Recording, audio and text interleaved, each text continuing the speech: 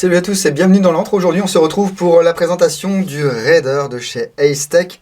C'est un nouveau module qui flash, qui trace et qui est placé dans un gros cache-flamme en alu.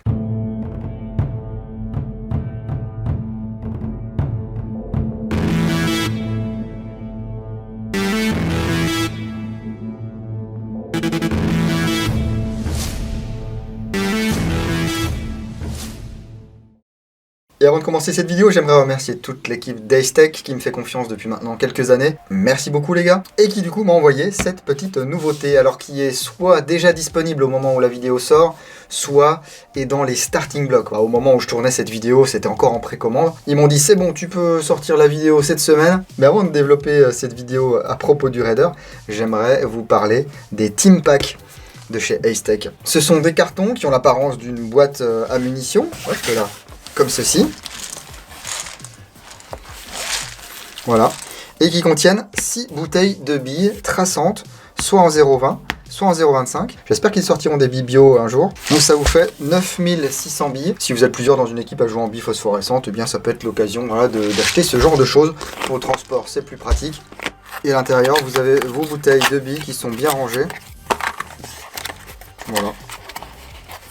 Ici, c'est de la 0,25. Et ça brille dans la nuit. Voilà, ce sont des bouteilles de 1600 billes. À vous de voir si ça peut vous intéresser. Il y a quelques semaines, je vous présentais le blaster.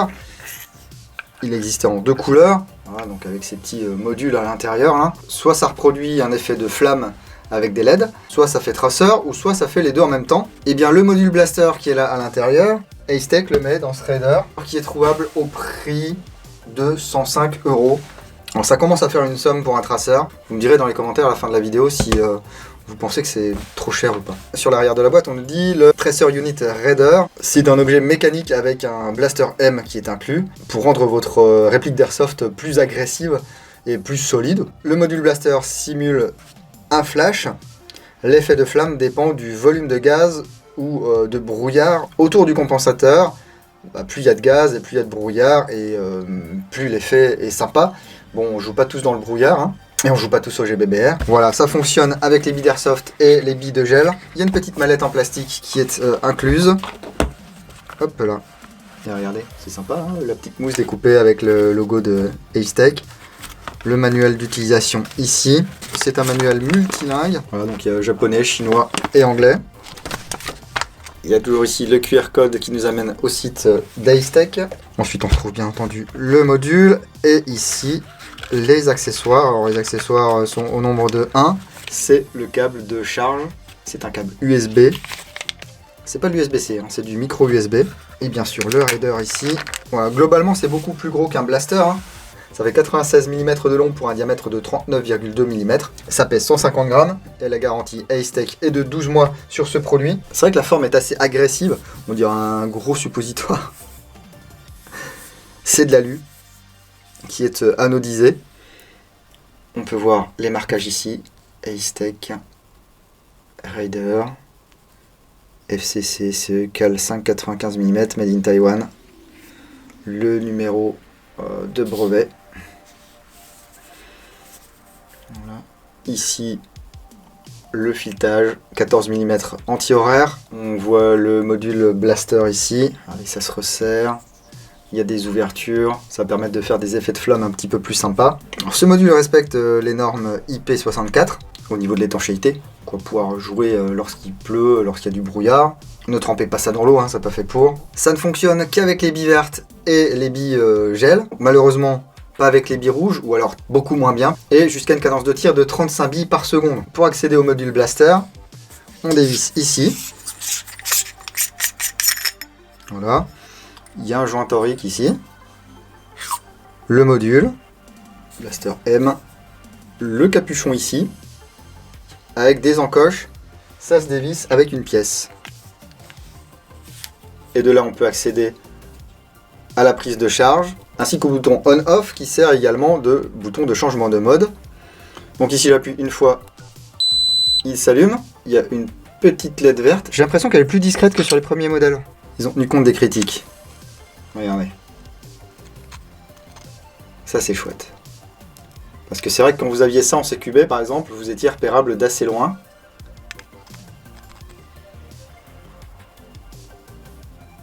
Alors que là ça va quoi.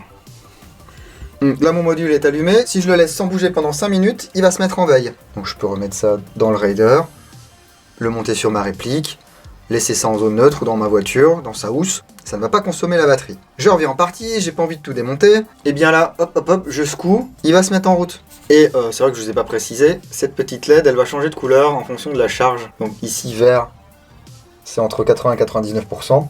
Ensuite, ça passe orange entre 30 et 60%.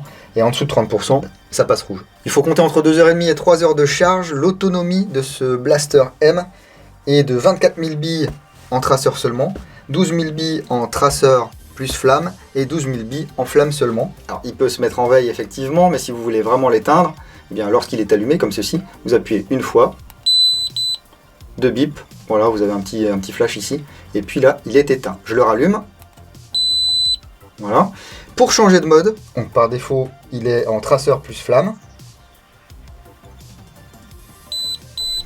Voilà, là j'ai 2 bips.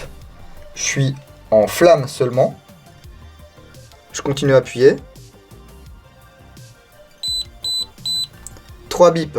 Je suis en traceur seulement. Je continue à appuyer. Bip. Voilà, j'ai traceur plus flamme. De toute façon, vous voyez à l'intérieur, hein, il y a les LED concernées qui clignotent. Ici, on n'oublie pas de remettre le capuchon. Attention, c'est un capuchon en plastique. Donc faites-y attention. Ça sert à rien de serrer comme un mulet, les gars. Si vous ne remettez pas ce capuchon, il va balloter à l'intérieur ici. Donc n'oubliez pas de le remettre. Hein. Donc LED vers l'avant. On revisse. Là pareil, inutile de serrer trop fort. Et là le Raider est presque prêt à être utilisé. Il nous manque une réplique et c'est là que la démonétisation de cette vidéo arrive. L'installation est très simple. Hein.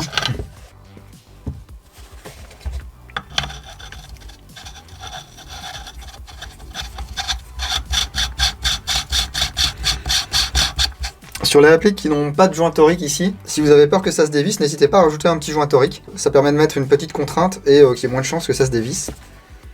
Voilà, alors le look après, il est ce qu'il est, hein, on l'aime, on l'aime pas. Et maintenant on va tester ce Raider, voir ce que ça donne.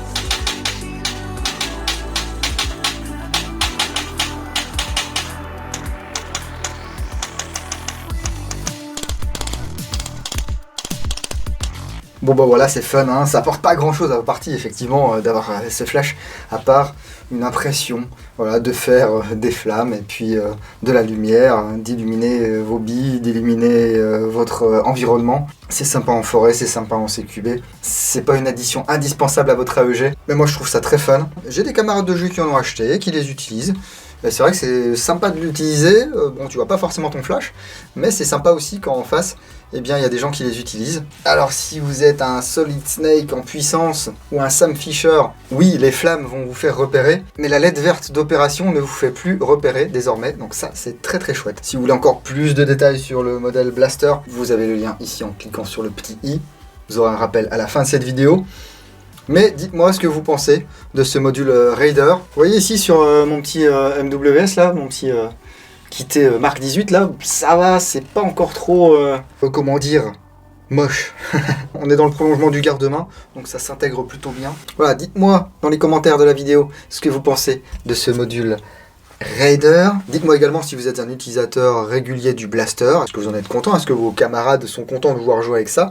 Est-ce que vous les avez un petit peu convertis? Plus que la recherche du réalisme, là on est surtout sur la recherche du fun. Donc moi ça me plaît bien. Merci en tout cas à Estech de m'avoir fourni ce modèle afin que je puisse le tester et vous le présenter.